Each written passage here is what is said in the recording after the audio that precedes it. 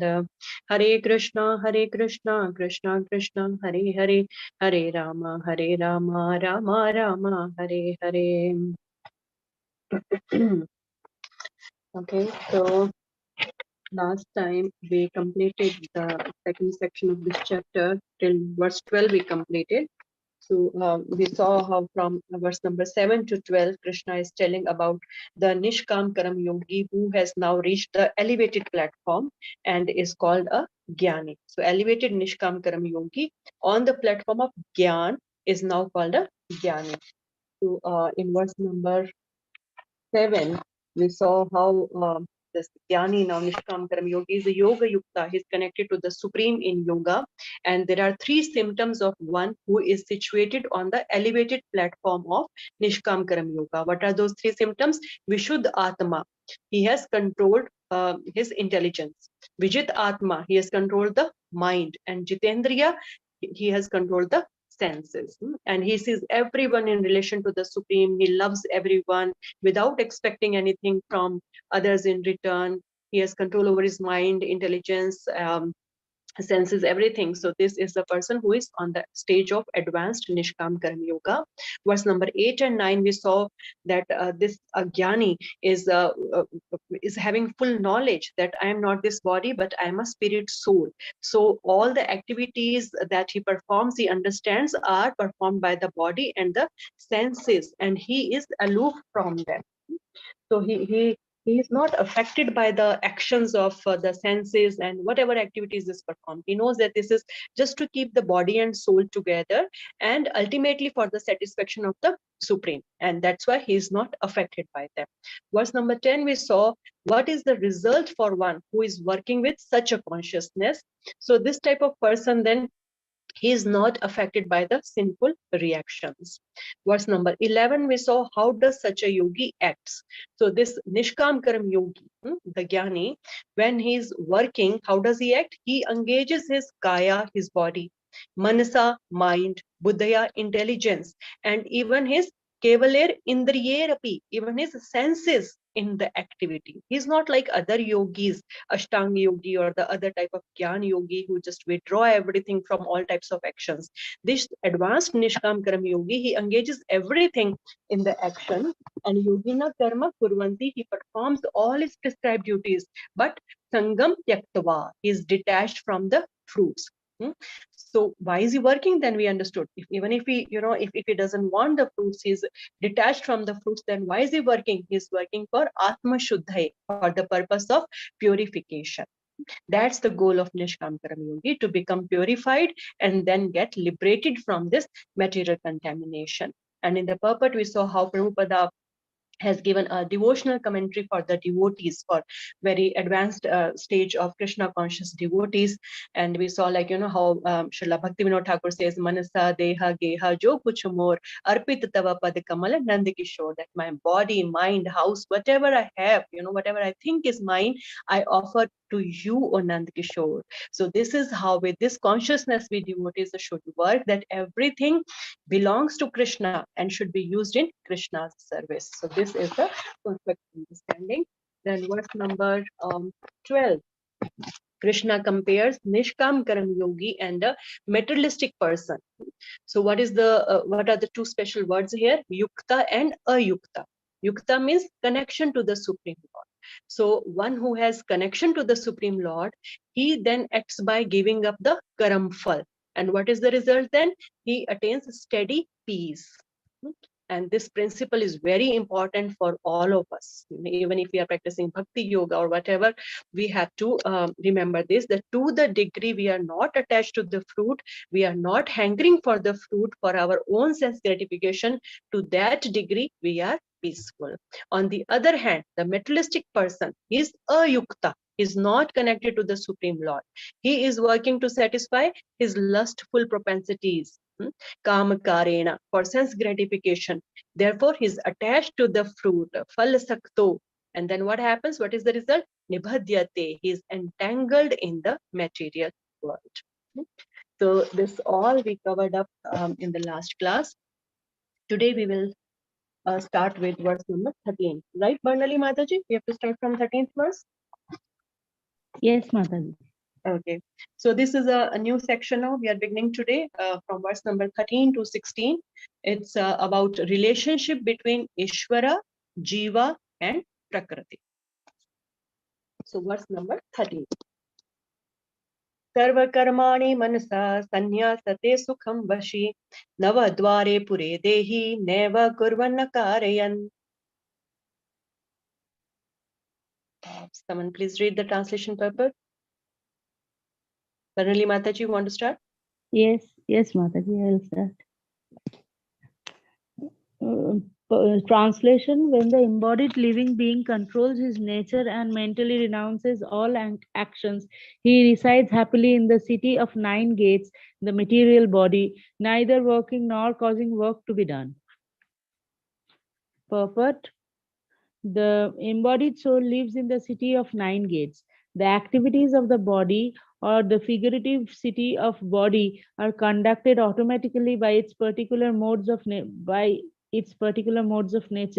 The soul, although subjecting himself to the conditions of the body, can be beyond those conditions if he so desires. Owing only to the forgetfulness of his superior nature, he identifies with the material body and therefore suffers. By Krishna consciousness, he can revive his real position and thus come out of his embodiment. Therefore, one who takes to Krishna consciousness one at once becomes completely aloof from bodily activities. In such controlled life, in which his deliberations are changed, he lives happily within the city of 9 gates. The 9 gates are mentioned as follows: Navadvare pure dehi, hanso leliate bahi, वासी सर्व वासी सर्वस्य तो लोकशाया स्थावरस्य चरस्य चनस्य च. The Supreme Personality of Godhead, who is living within the body of a living entity, is a controller of all living entities all over the universe. The body consists of 9 gates: 2 eyes, 2 nostrils, 2 ears, one mouth, the anus, and the genitals. The living entity, in his conditioned stage, identifies himself with the body. But when he identifies himself with the Lord himself, he becomes just as free as the Lord, even while in the body. Shvetashvara Upanishad 3.18. Therefore, a Krishna conscious person is free from both the outer and inner activities of material body. Hare Krishna Mataji. Thank you, Mataji. Hare Krishna Mataji, thank you. So here, as I said, we are going to understand the relationship between Ishvara, Jiva, and Prakriti. So in this verse, Krishna is telling, where does the Jiva reside? The Jiva resides in the city of 9 gates. Navdvare pure dehi. And then what happens? Sarva karmani manasa. He's performing all duties, sarva karmani. But sannyasate sukham vasi. But sannyasate, in the mind, he has renounced the fruits. That's why he's sukham vasi. Therefore, he is happily situated with whatever he is getting.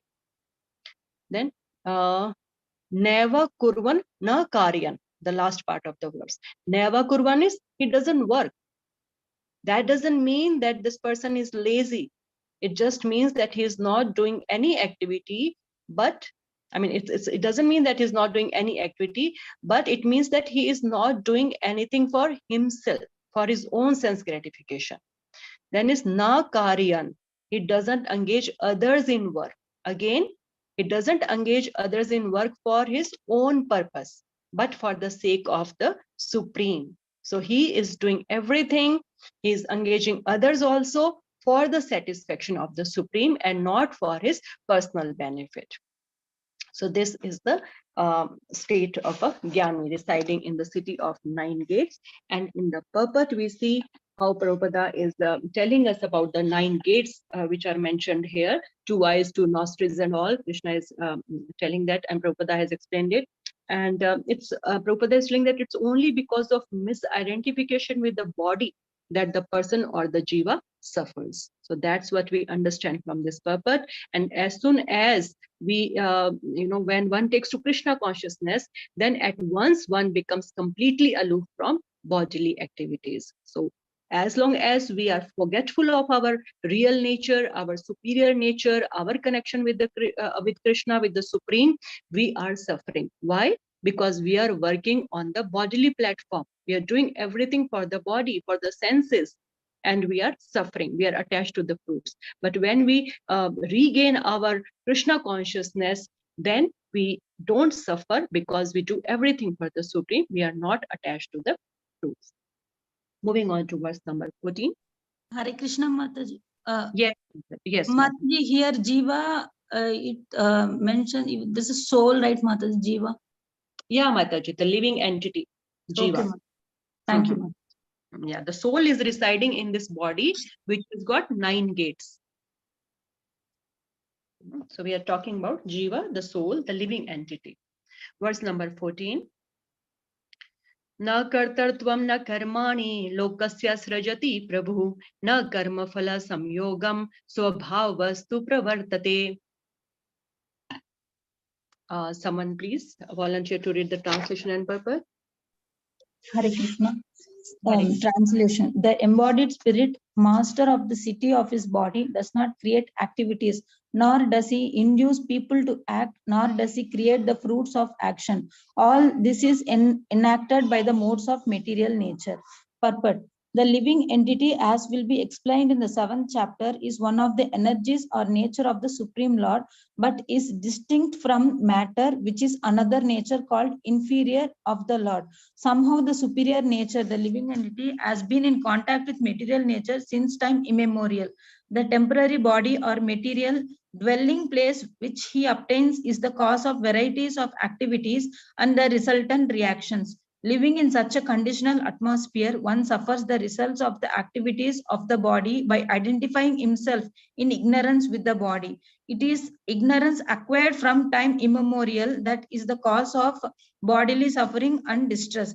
As soon as the living entity becomes aloof from the activities of the body, he becomes free from the reactions as well.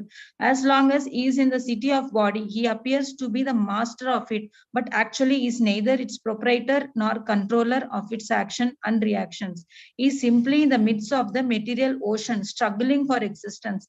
The waves of the ocean are tossing him, and he has no control over them. His best solution is to get out of the water by transcendental Krishna consciousness. That alone will save him from the turmoil. Hare Krishna. Hare Krishna. Thank you, Mataji. Okay, so here the Lord is saying that this Jiva, he doesn't perform any activity. He has no proprietorship. He doesn't create any activity. He doesn't induce people to act. And here the living entity is called Prabhu.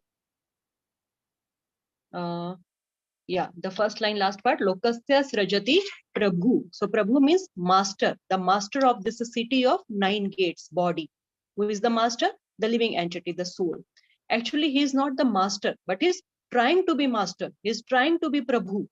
He is trying to control everything in the body, though he cannot. He is not responsible for the fruits of the action. Then who is responsible? The material nature, Swabhav. Swabhavastu pravartate. So material nature is responsible for the fruits. So here it is said that the spirit soul is not responsible for anything, but the modes of material nature, Swabhav, are responsible. So the next question arises, is Prakriti or Swabhav independent? Is it independent? What do you say? We understand living entity is not responsible for any activity or for any fruits. Then who is responsible? They're saying Prakriti or material nature is responsible. But what do you say? Is material nature or Prakriti independent? No, Mataji. No, Mata. Then who is controlling it? Supreme Lord is Supreme Lord, right? So it's controlled by the Supreme. In the 9th chapter also Krishna tells Maya Dakshina Prakriti Suyate Sachara Achara. So everything is under Krishna's control, the Supreme Lord's control. So ultimately everything is done by the Supreme Lord, right? So anything good or bad that happens, Supreme Lord is responsible for that, isn't it? Someone Yes, committing Mataji. theft, Yes, yes. if someone is committing some crime, is committing theft, murder, or animal slaughtering, or whatever these Adi Devi Kalesh, cyclones, earthquakes, whatever is happening, who is responsible for all this then? What do we say? Supreme Lord, is it? No, Mataji. I think for that, That is Jiva's free will. Hari Bol, yes. And Krishna will give the answer in the next verse now. So here we just understand that the embodied spirit, master of the city of this body, does not create any activity. He does not induce people to act. He does not create any fruits of the actions. He is enacted by the modes of material nature. So material nature is doing everything. Then a question may arise that material nature is not independent, it's under the control of the Supreme. So ultimately, is Supreme Lord responsible for everything? No. Krishna will give the answer in the next verse. Okay. So here, anyways, in the purport, Prabhupada again is telling us about our ignorance, like how we are suffering out of ignorance. Ignorance is acquired from time immemorial. That is the cause of bodily suffering and distress. And what is that ignorance? Again, the ignorance of our real nature, our real constitutional position. We think we are the body. We have no knowledge about the spirit soul. And Prabhupada is telling, as long as he means the jiva, the living entity, is in the city of the body, he appears to be the master of it, appears to be. But actually, he is neither its proprietor nor controller of its actions and reactions. He is simply in the midst of the material ocean, struggling for existence. The waves of the ocean are tossing him, and he has no control over them. So the jiva is just in the middle, suffering, going up and down, being tossed on the waves of this material ocean, having no control over anything. So let's see verse number 15 now, where Krishna will tell that don't hold me responsible for all this. Let's see now what happens. Who is responsible then? Nadate kasyati papam na cheva sukratam vibhu ajnanena vratam jnanam ten muhyanti janatvaha. Someone please read the translation, Bhagavad. Hare Krishna. Hare Krishna. Nor does the Supreme Lord assume anyone's sinful or pious activities. Embodied being, however, are bewildered because of the ignorance which covers their real knowledge. Purport. The Sanskrit word Vibhu means the Supreme Lord, who is full of unlimited knowledge, riches, strength, fame, beauty, and renunciation. He is always satisfied in himself. Undisturbed by sinful or pious activity, he does not create a particular situation for any living entity, but the living entity, bewildered by ignorance, desires to be put into the certain conditions of life, and thereby this chain of action and reaction begins. The living entity is by superior nature full of knowledge. Nevertheless, he is prone to be influenced by ignorance due to his limited power. The Lord is omnipotent, but the living entity is not. But the Lord is Vibhu, or omniscient, but the living entity is Anu, or atomic. Because he is the living soul, he has the capacity to desire by his free will. Such desire is fulfilled only by the omnipotent Lord. And so, when the living entity is bewildered in his desire, the Lord allows him to fulfill those desires. But the Lord is never responsible for the action and reaction of the particular situation which may be desired. Being in the bewildered condition, therefore, the embodied soul identifies himself with the circumstantial material body and become subjected to the temporary misery and happiness of life. The Lord is constant companion of the living entity as Paramatma, or the super soul. Therefore, he can understand the desire of the individual soul. As one can smell the flavor of the flower by being near it, desire is the subtle form of conditioning for the living entity. The Lord fulfills his desire as he deserves. Lord fulfills the desire, Mataji, or Prakriti, that three modes of nature fulfills? We'll discuss it, Mataji. Okay. Man proposes and God disposes. The individual is not. Therefore, omnipotent is fulfilling his desire. The Lord, however, can fulfill all desire, but the Lord, being neutral to everyone, does not special care and encourages one to desire in such a way that one can attain to him and be eternally happy. Yeah, the Vedic hymns therefore declare Isa hi eva sadhu karma karyanti tam yam abhyo lokebhya unisate esa tu eva sadhu karma karyati yam adho sorry Mataji, I'm bad in reading English part, no problem. Okay, the Lord engages the living entity in pious activity so that he may be elevated. The Lord engages him in the impious activities so that he may go to hell. Kaushiti Upanishad 3.8. Ajno jantur anisoyam atmanah sukha dukkhayeho Ishvara paririto gachat swargam vaso abraham eva ye. The living entity is completely dependent in his distress and happiness. By the will of Supreme, he can go to heaven or hell, as a cloud is driven by the air. Therefore, the embodied soul, by his immemorial desire to avoid Krishna consciousness, causes his own bewilderment.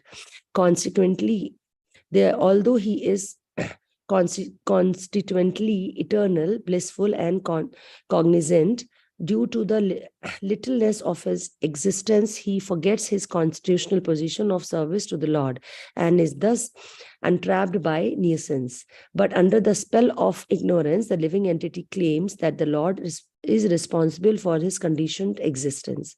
The Vedanta Sutra 2.134 also confirms why Shamsha Negrini no chhod deti Mataji. The Lord neither hates or likes everyone, though he appears to. Hare Krishna. Hare Krishna. Thank you, Mataji. So here Krishna is saying, don't hold me responsible for all your pap and punya sukrati, and I am not even affected by all this. So then what is the cause? Cause is ajnane avratam jnanam tena muhyanti janatvaha. So janatva are the living entities. They are covered with ajnan, and therefore they are bewildered, muhyanti. Ajnan avratam jnanam. So ajnan has covered up their knowledge, and that's why the living entities are bewildered. Someone, Rashji, can you go on mute? Yeah. Sorry, Mataji. That's okay. That's okay, Mother. Yeah. Okay. So so they are bewildered and desire many wrong things, and they get the reaction for that, the result for those activities or the wrong desires. Therefore, the root cause of whatever is happening in this world is the desire of the jiva. Barnali Mataji, you gave the right answer. One desires out of his free will. And in the purport, Srila Prabhupada is explaining how a jiva is responsible for everything that's happening. Supreme Lord is Atmaram. He is fully satisfied in himself. He is not interested in what jivas are doing in the material world. In 4.14, in the 4th chapter, 14th verse also, we saw how Prabhupada gave 3 examples to show how the Lord is not responsible for everything that is happening. What were the 3 examples we did? King and the subjects. The king is not responsible for what his subjects are doing, the pap and the punya. The subjects are doing out of their own free will, and therefore they will get the reaction. And then the second example was given of the rain and the different types of vegetation.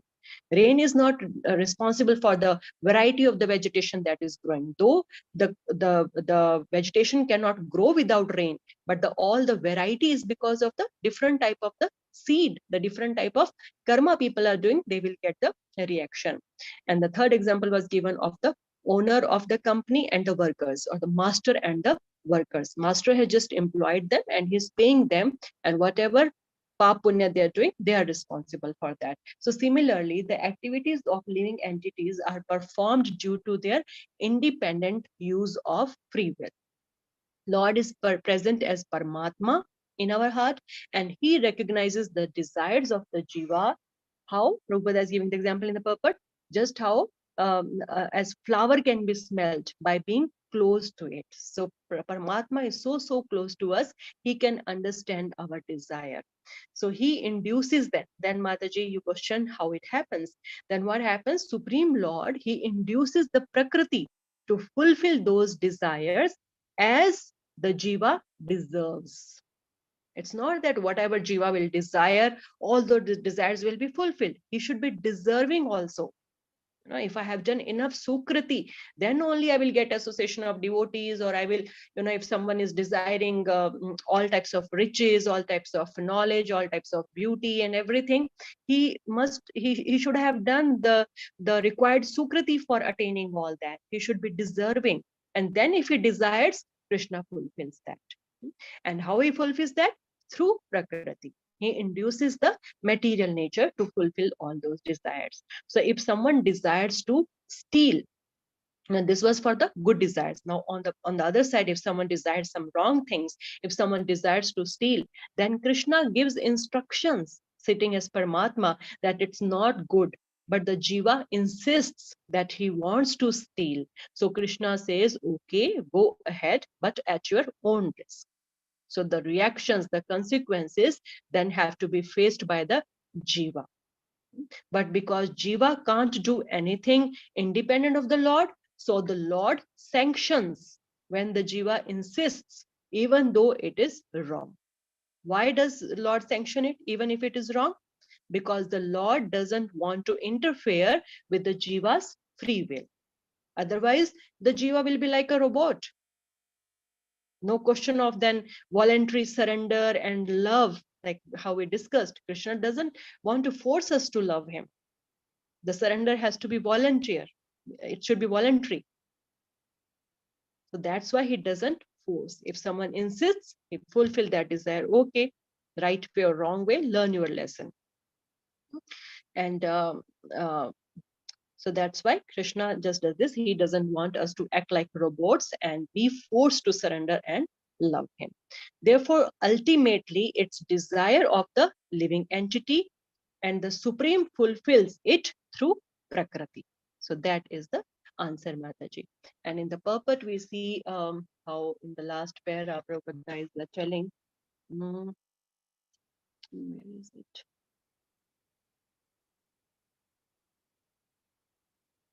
Yeah, so how the living entity is completely dependent on this body soul. Where is it going? The Lord engages living entity pious sectors, so they may be elevated along in the impious activities. It was somewhere here only. Yeah, it's here.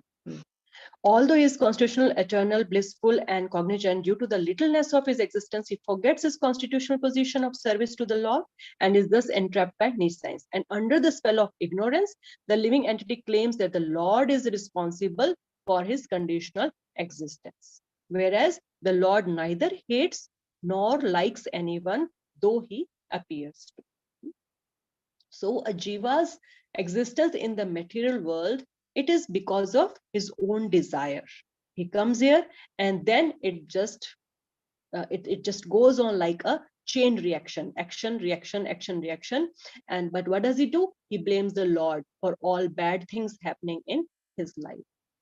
So we need to understand, how Lord is neutral. He doesn't hate or love anybody.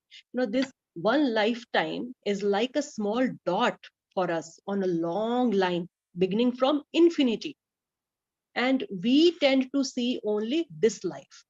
But the Supreme Lord, he sees or he knows millions of lives we have lived before this life. And everything happening here is the reaction of some or the other action, some or the other desire in this life or in the past lives. We see that, what wrong have I done? I never did some wrong to somebody. I never thought of doing wrong to anybody. Why am I suffering? Or we always, say why good people are suffering. We have seen these people since beginning. They are so nice, still they are suffering. So we can see only this life. Before this, what was there? Only Supreme Lord. And Srila Prabhupada says that the laws of material nature are very stringent and one can never escape them. One has to be extremely careful for following the laws of nature. We think nobody's watching us. We can break it one time. No, the Supreme Lord is watching us. Everything is getting noted. If not here, if not now, in some life, we will be getting the reaction for that. So we have to be very careful. So yeah, just the last part of 14th verse also we saw how we are going up and down on the waves being tossed just because of the desire. And we just land here, and then this chain reaction starts, and we can get out of it only by being Krishna conscious. Otherwise, this chain reaction, it will just keep going on. We will keep desiring things for sense gratification, and if we deserve, Krishna will keep granting, and that's how we will just keep getting entangled, tossing up and down. Sometimes we will have good time, sometimes bad time, so-called good time, and we will never be able to get out of it. Only by being Krishna conscious, we can escape. Okay, so that's the answer for that question. Moving on to verse number 16. Jnanena tu tad ajnanam yesham nashitam atmanah tesham adityavaj jnanam prakashyati tatparam.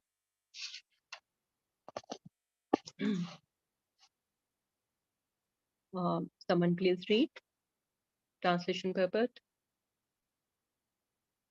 Meghna Mataji, do you want to read?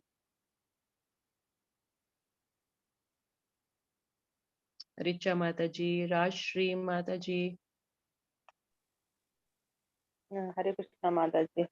Hare When, Krishna. however, one is enlightened with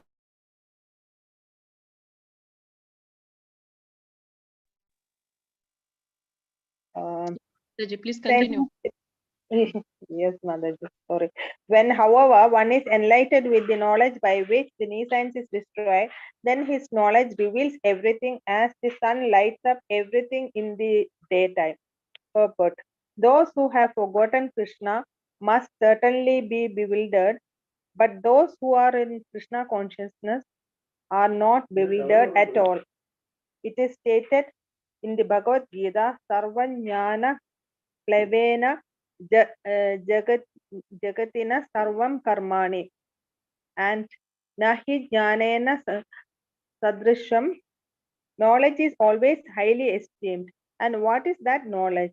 The perfect knowledge is achieved when one surrenders unto Krishna, as is said in the 7th chapter, 19th verse. Bahunam Janmanam Ante Jnanam Mam Prabhadyante. After passing through many births, when one perfect in knowledge surrenders unto Krishna, or when one attains Krishna consciousness, then everything is revealed to him, as everything is revealed by the sun in the daytime. The living entity is bewildered in so many ways. For instance, when he is unceremoniously thinks himself God, he actually falls into the last snares of nescience. If a living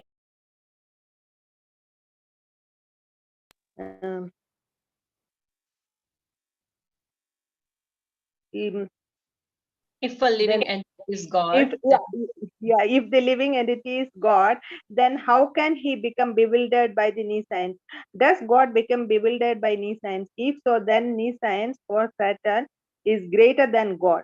Real knowledge can be obtained from a person who is in perfect Krishna consciousness. Therefore, one has to seek out such a bona fide spiritual master and under him learn Krishna consciousness. Is for Krishna consciousness will certainly drive away all nescience as the sun drives away darkness. Even though a person may be in full knowledge that he is not the body, but is transcendental to the body, he still may not be able to discriminate between the soul and the super soul.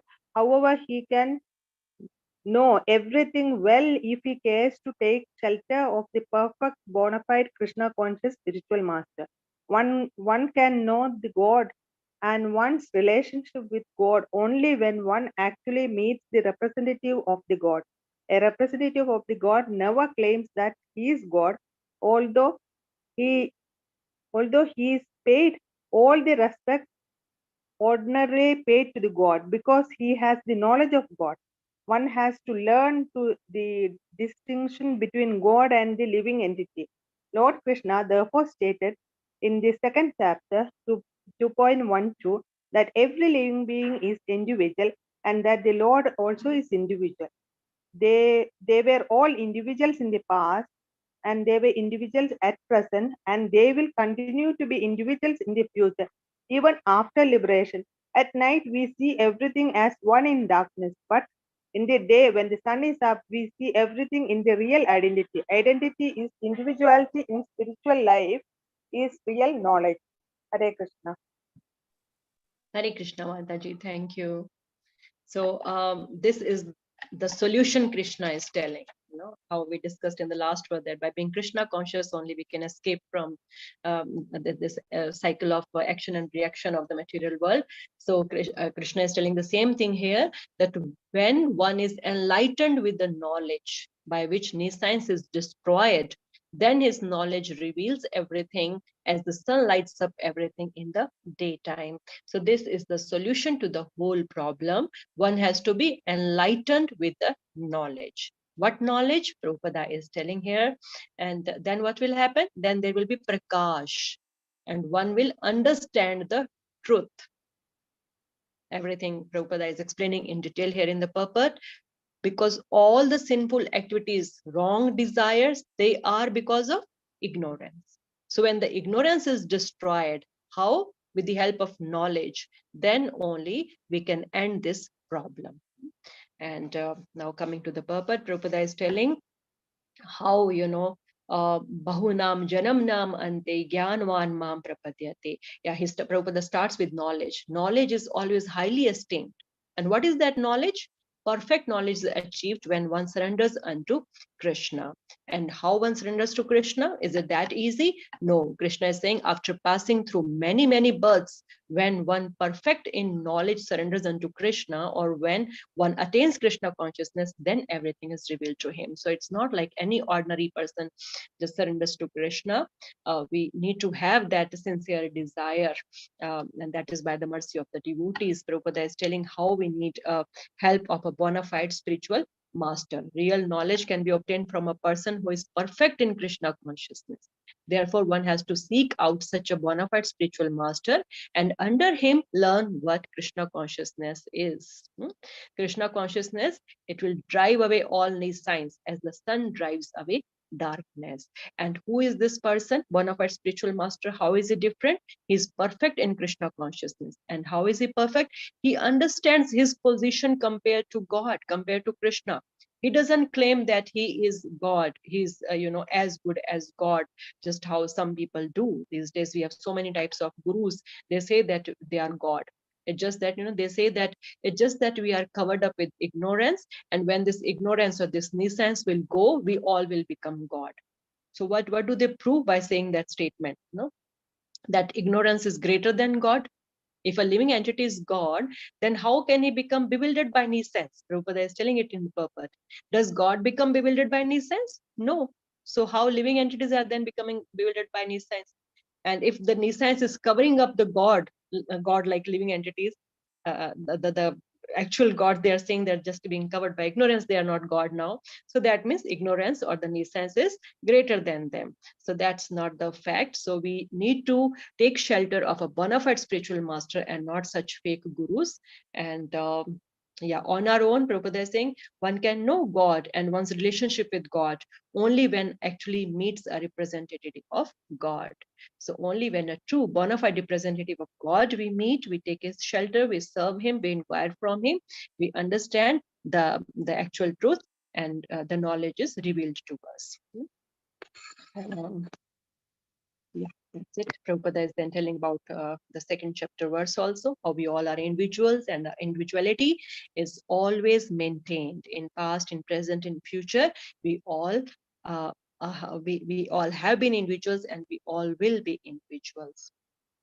Okay, so yeah, that's it. So this is the real solution Krishna is telling here. So in this section, we saw how Krishna has told us about the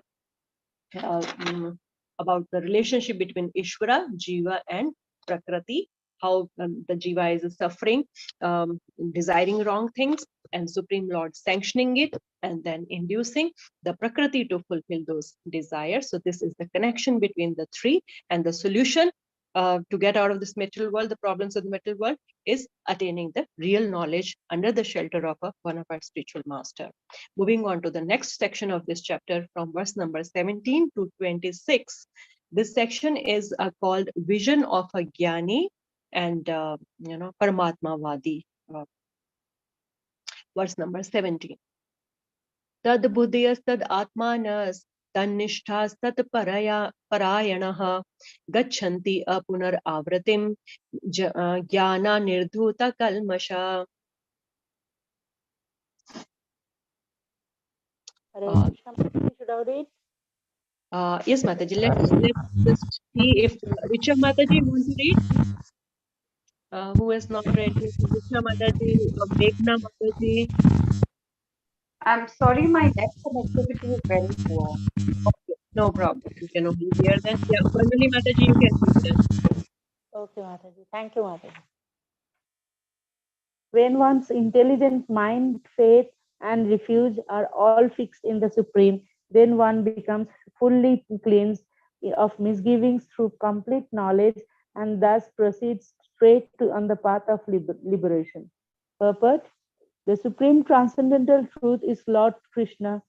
The whole Bhagavad Gita centers around the declaration that Krishna is the supreme personality of Godhead. That is the version of all Vedic literature. Paratattva means the supreme reality, Paratattva, who is understood by the knowers of the Supreme as Brahman. Paramatma and Bhagavan, Supreme as Brahman, Paramatma, and Bhagavan. Bhagavan, or the Supreme Personality of Godhead, is the last word in the Absolute. There is nothing pure than more. There is nothing more than that. The Lord says, "Matta parataram nanyat kimchid ash dhananjaya." Impersonal Brahman is also supported by Krishna. Brahmano hi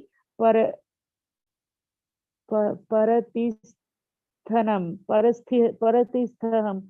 Therefore, in all ways, Krishna is the supreme reality, one whose mind, intelligence, faith, and refuge are always in Krishna, or in other words, one who is fully in Krishna consciousness is undoubtedly washed clean of all misgivings and is in perfect knowledge in everything concerning transcendence. A Krishna conscious person can thoroughly understand that there is duality, simultaneous identity, and individuality in Krishna, and equipped with such transcendental knowledge, one can make steady progress on the path of liberation. Hare Krishna Mataji. Thank you, Mataji. Hare Krishna Mataji. Thank you. So here Krishna is explaining how the Nishkam Karma Yogi, he reaches to the point of liberation. So what happens? Tad buddhaya, tad atmanas, tad nishthas. So Nishkam Karma Yogi, by his detached work, Nishkam Karma Yogi means he is not attached to the result. He develops more and more Gyan then. We have learned it, how the knowledge is inbuilt in Nishkam Karma Yoga. So as he continue working in that way, more and more knowledge, Gyan, is revealed to him, and he realizes that the Supreme Lord is neutral. He is only giving results for the desires and activities of the living entity, and therefore his faith, his buddhya is intelligence, his atmana is mind, and nishtha is faith. So everything then he fixes on the Supreme Lord. Tad buddhya, tad atmanas, tad nishtas, tad parayanaha. He just fixes everything on the Supreme Lord. He takes complete shelter of him. Gachanti apunar avratin. Then he just goes to liberation. He proceeds straight on the path of liberation. How? Because he becomes cleansed of all the impurities. He gives up all sense gratificatory activities. He just focuses everything on the Supreme Lord, and the path of liberation is then clear for him. In the purport, we see Prabhupada is telling, again, the last part of the purport, one whose mind, intelligence, faith, and refuge are always in Krishna, or one who is fully in Krishna consciousness, is undoubtedly washed clean of all misgivings and is in perfect knowledge in everything concerning transcendence. So when we are in this situation, all the impurities are cleaned off, all the misgivings are then cleaned off. And a Krishna conscious person, then such a person can thoroughly understand that there is duality in Krishna, and equipped with such transcendental knowledge, one can make steady progress on the path of liberation. So this person knows the real nature of Krishna, then that we are just part and parcel of him. Dvaita. So we are simultaneously one and different from Krishna. And he just makes progress on the path of liberation. So this knowledge is revealed to him. Moving on to verse number 18. Now, what is the vision of such a jnani? Vidya vinya sampanne brahmane gavi hastini shuni chaiva shvapakecha pandita samadarshina. Vijay Lakshmi Mataji, can you read?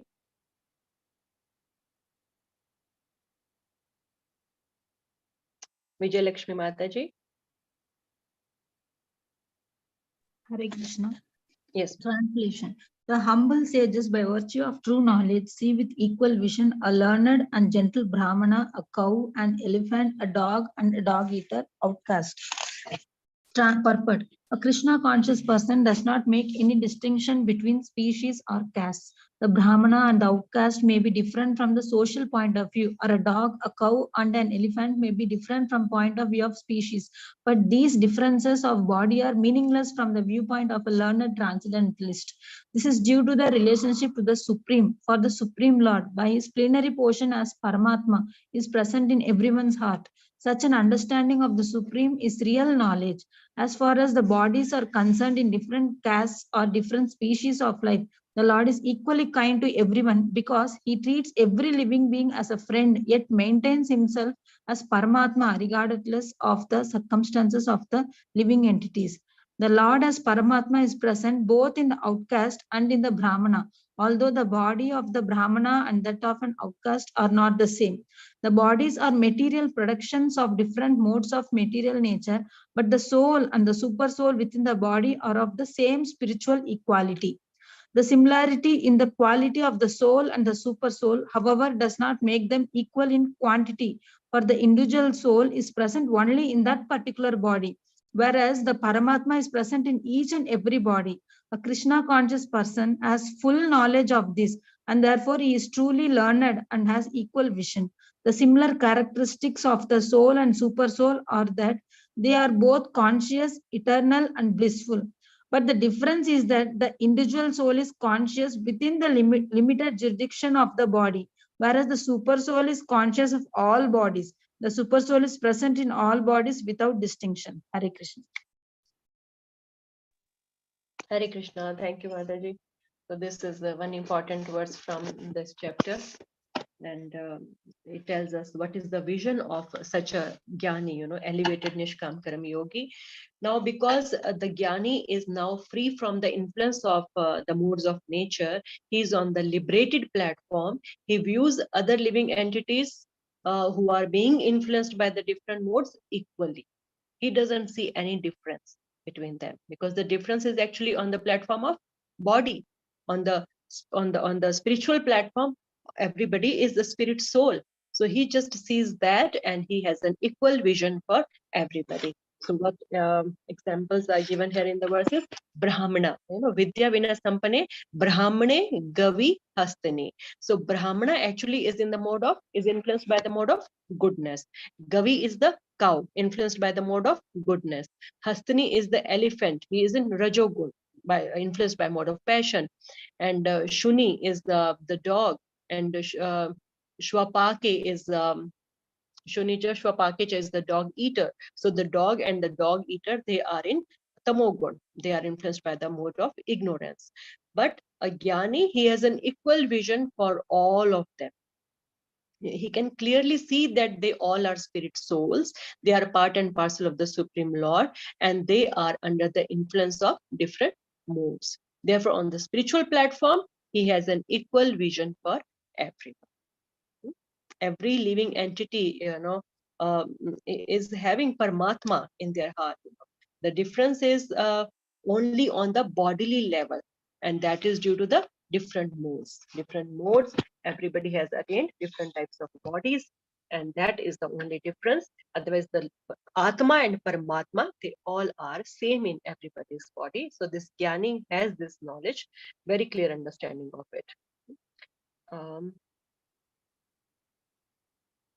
Yeah, that's it. So just some characteristics Prabhupada is telling how the soul and super soul, they both are conscious, they are eternal and blissful. The qualities of the soul and super soul is the same, but the difference is that the individual soul is conscious within the limited jurisdiction of the body, whereas the super soul is conscious of all the bodies. We did it in the previous verse also, Anu and Vibhu. Yeah, verse number 15. The Lord is Vibhu, he's omniscient, he knows about everybody's body, but the living entity is atomic. He knows only about himself. His knowledge is limited to his body, and we have discussed it in previous chapter also. The knowledge of his body is also not complete for the living entity. How the different organs are functioning, how the digestion process is going on, how my brain is functioning. We don't know everything about our own body also. So that is the difference. The super soul's knowledge is just ultimate. He knows everything about everyone, but we know only about our body, and that also to only a limited extent. But the soul and super soul are present in everybody. So this is the vision of a Jnani. And moving on to verse number 19, we understand the qualities of a Jnani. Iheva tair jita sargo yesham samya sthitam mana nirdosham hi samam brahma tasmad brahmani te sthitha. Someone please read.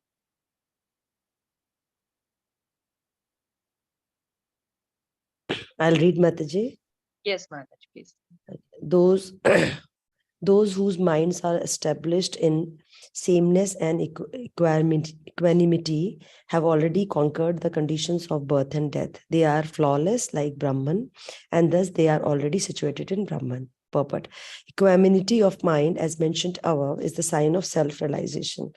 Those who have actually attained such a stage should be considered to have conquered material conditions, especially birth and death. As long as one identifies with this body, he is considered a conditioned soul, but as soon as he is elevated to the stage of equanimity, though realization of self, he is liberated from conditioned life.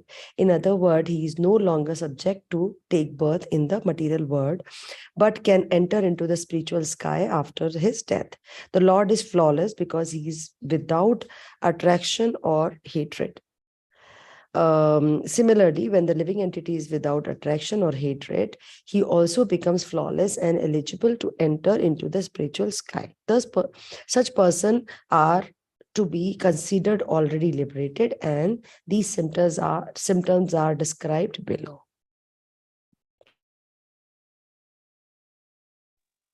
Thank you, Mataji. So here we are understanding about a few qualities of a Jnani. A Jnani has conquered over Sargo, Jita Sargo. And what is Sargo if you see word to word meaning? Birth and death. So he has conquered over the continuation of birth and death. He has conquered over the material existence. He has Jita Sargo. And how? Yasham Samya Sthitam Mana. Because he is Samya Sthitam. He is equipoised. And he is Nirdosham. He is flawless. He Samam Brahma, like the Supreme Brahman. Why is he like Supreme Brahman? Because of his connection with the Supreme Brahman. He has got the quality of the Brahman. He is becoming flawless because of his connection with the Supreme. Jnani has now understood that the Supreme is neutral.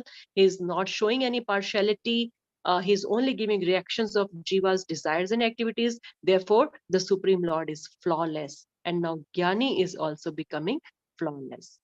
So this is the Jnani who has come on the liberated platform, and he has then the following symptoms, which Kṛṣṇa is telling in the 20th verse. And in the purport, Prabhupada is again telling the Lord is flawless because he is without attraction or hatred. Similarly, when a living entity is without attraction or hatred, he also becomes flawless and eligible to enter into the spiritual sky. So this is the vision one needs to have. No attachment, no hatred. Need to understand the real nature of every living being. Need to understand what condition, under what condition they have attained different positions, different types of bodies. Now we understand about the symptoms of Mataji, the word. why it is written, thus they are already situated in Brahman.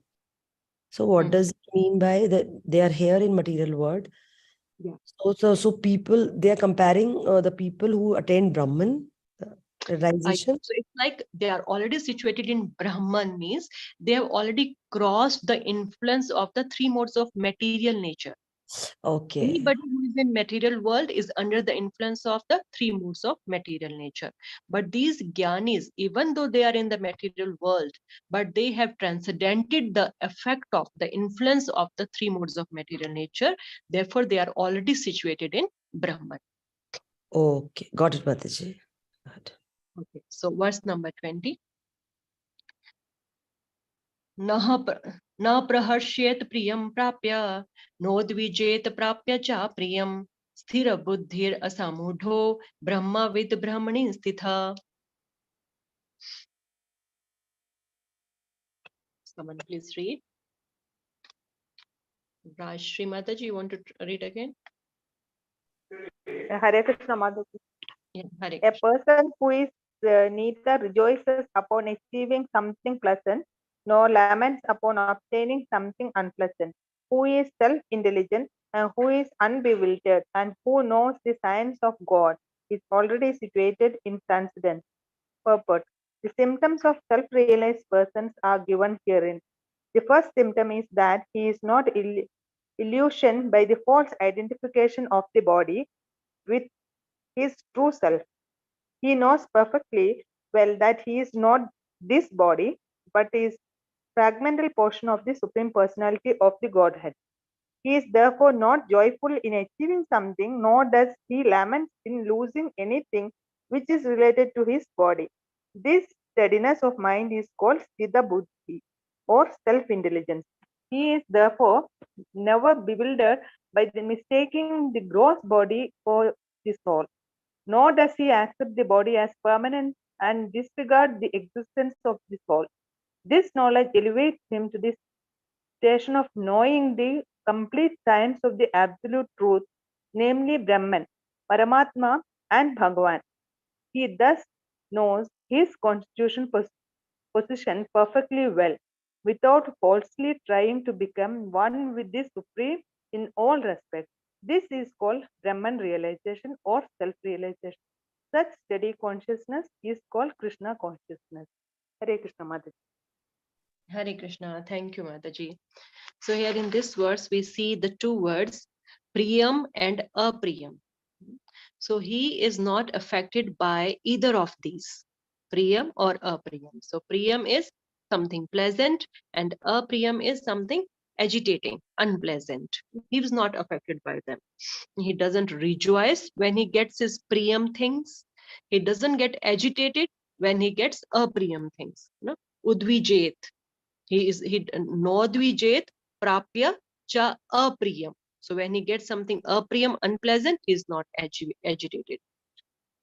So we just can understand like how if someone in month earns very good, so he's really happy, he rejoices so much and he throws the party and he spends all the money. That is just being foolish. Or if someone loses money, or doesn't get, these days we see if the students don't get good marks, if the share market collapses, students don't fare well, they don't get what they expected, they commit suicide. So they are totally agitated, they're totally frustrated. So people are very much affected by these dualities, priyam or apriyam, what I like, what I don't like, because one is so much in the bodily consciousness and think that my entire life is for getting what I like. Otherwise, what's the point in living? Let me just finish it off, commit suicide. But such a person, Jnani, the person we are talking here, he understands that I am not in control of the karam. I'm not having any control over the karam phal, the result, the phal of my karam, that is not under my control. Therefore, whatever I get, priyam or apriyam, it is dictated by the Supreme. And therefore, he is equipoised. He neither rejoices nor he gets agitated by whatever he gets. He has a proper understanding. And Srila Prabhupada, he tells how a man, once he won a lottery of 1 crore, and he was so happy, he threw a party, and in the party, rejoicing with his friends and family, he had a heart attack and he died. All this happens when one is too much affected by dualities. If something is too good, rejoice so much, you just waste all the money or whatever you have earned, or you lose your life only. Or when you get apriyam, you are so frustrated, you give up your life. So all this is when we are affected by the result, by the dualities. But a liberated Jnani, he is sthir buddhi. His intelligence is equipoised and he is not bewildered. He is not asamudho, because he is Brahmavid. He knows the Supreme Brahman. He has the knowledge of the Brahma. And he is situated in Brahman, Brahmani Sthitha, not influenced by the modes. You were just asking about this, Mataji, right? So here we again see he's already situated in transcendence. So even though he's here, he's already situated because he's not influenced by the modes. He is Brahmani Sthita. And then in the purport, you see again, yeah, this Jnani, he has the knowledge that how this body and everything related to it is temporary. It's only the soul which is eternal. He is therefore never bewildered by mistaking the gross body for the soul, nor does he accept the body as permanent and disregard the existence of the soul. He knows it's the soul which is eternal. It's the soul which is myself. The body is just temporary and everything related to the body is temporary. There's no need to be too attached to it. This knowledge elevates him to the station of knowing the complete science of the absolute truth, namely Brahman, Paramatma, and Bhagwan. These are the 3 features of the Lord. He then understands spontaneously. Okay. Oh, it's already 8:09. Okay, so I think we should close for today. Any questions, any comments, anything you want to share, any realizations, any takeaways? Let's just discuss that for a couple of minutes. My realization, Mataji, after this, I'm so far from the sthir buddhi. I have to work a lot on myself. So that is my realization. So at least now we are understanding, Mataji, what our position is, right? And then only we will start endeavoring, then only we'll start praying, striving towards that goal. So reading Bhagavad Gita will slowly help us, It's not just I've read it today and tomorrow I'll be just perfect. So it's not like that, but at least now you realize your situation, your position. And we all are at that level only, Mataji. It's just that we all have to help each other, and understanding it, we have to keep trying and begging for Lord's mercy. Yeah. Yeah. Thanks, Mataji. These classes are very, very nice. Thanks. Thank you, Mataji. It's all Prabhupada's words. I'm just repeating it. Yeah. Anybody else? Yes, Mataji, but it helps a lot. Reading through the chapters and then discussing, it helps a lot. Your explaining makes it much more easier and understandable. Hari Bol, Mataji. Glories to you for your regularity and sincerity, your attentiveness. really pleased, and I really hope and believe Srila Prabhupada will also be very much pleased by your this sincerity. Jai Hari Mataji. Thank you, Mataji. Okay, so if you don't have any questions or anything, we will meet next week, and hopefully we will complete this chapter next week. And we'll start with the last chapter of this section. So that's it. Have a great weekend, Krishna conscious weekend, having the proper knowledge of who we are, and having an equal vision for everybody, not being too attached to the result. That is really, really important. To the degree we are detached from the result, to that degree we can stay peaceful. So we should understand the result is not fully under our control. We have to just do our part, our endeavor, for the pleasure of the Lord, and just be satisfied with whatever we get. That is the peace formula we learn from here. So see you all next weekend, next Monday. Srila Prabhupada ki jai, Srimad Bhagavad Gita ki jai. Hare Krishna.